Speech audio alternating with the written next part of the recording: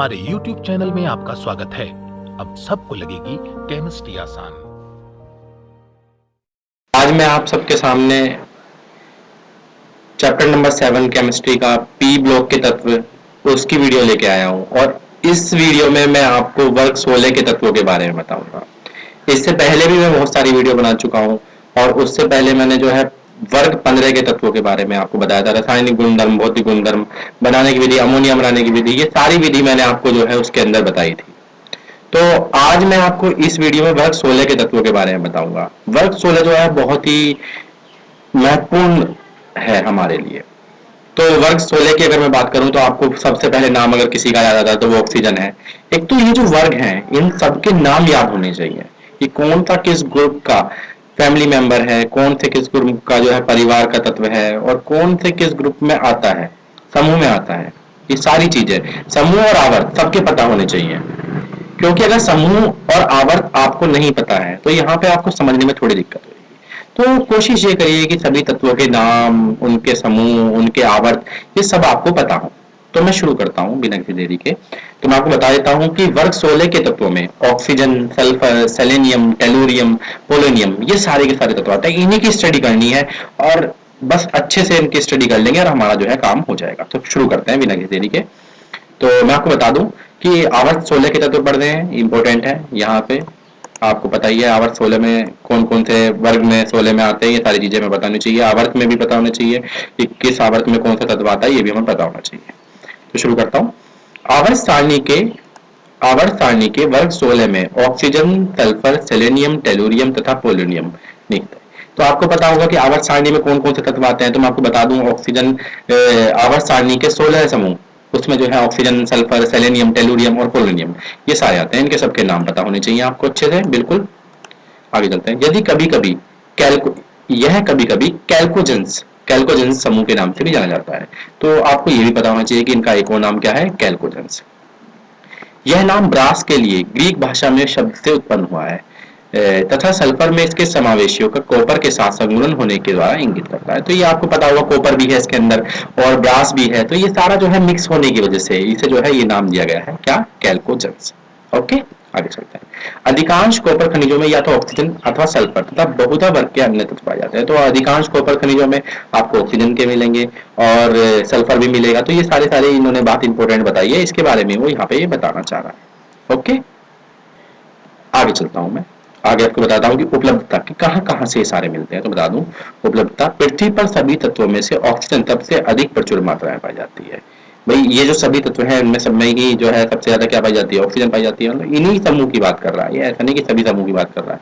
भूपर्पट्टी के द्रव्यमान का लगभग 46.6 ऑक्सीजन के द्वारा निर्मित है। शुष्क वायु में आयतन के अनुसार 20.946% ऑक्सीजन होती है। तो ये सारा यहाँ तक इसमें बात बताई कि कहाँ पे कौन सी चीजें मिलती है। तो आपको बता दीजिए पृथ्वी में सभी तत्वों में ऑक्सीजन सबसे प्रचुर मात्रा में पाई जाती है। तो ये भी आपको पता होना चाहिए। अपने समूह में भी ये सबसे ज्यादा पाई जाती है, ये भी हमें ध्यान रखनी है कि भूपर्पट्टी द्वारा, क्योंकि क्वेश्चन वो ऐसे नहीं पूछेगा सभी तत्वों में, क्वेश्चन वो जनरली ये नहीं पूछता, क्वेश्चन वो इस तरीके से पूछता है कि इस समूह के तत्वों में से किसमें सबसे ज्यादा पाई जाती है।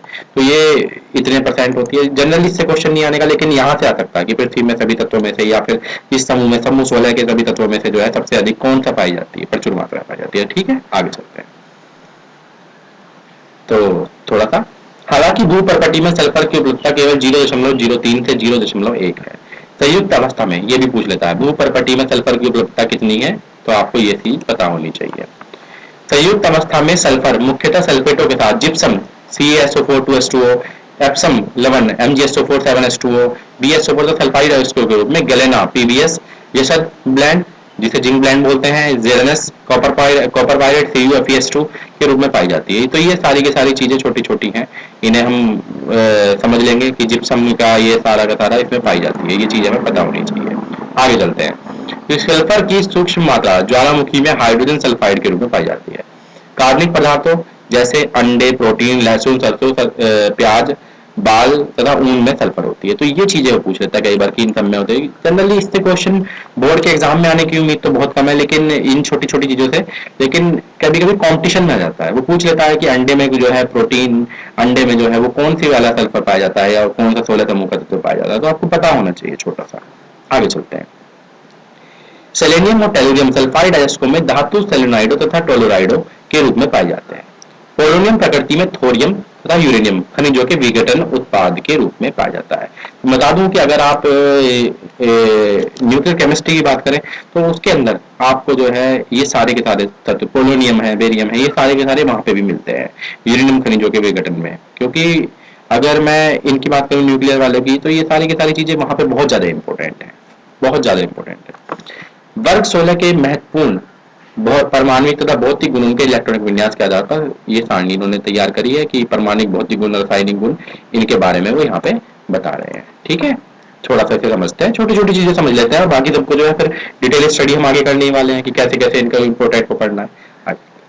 तो परमाणु क्रमांक ऑक्सीजन का 8 है, सल्फर का 16 है, सेलेनियम का 34, टेलुरियम का 52, पोलोनियम का 84, ये सारी चीजें। परमाणु द्रव्यमान की बात करें, इलेक्ट्रॉनिक विन्यास आपके लिए थोड़ा सा इंपॉर्टेंट है कि आपको कम से कम इस समूह का इलेक्ट्रॉनिक विन्यास आपको याद होना चाहिए। ये त्रिज्या जो है ये बढ़ रही है, आयनी त्रिज्या ये देखो यहाँ पे ये भी बढ़ रही है। इलेक्ट्रॉन लब्धि एंथैल्पी ये देखिए नेगेटिव वाली में सारी की सारी।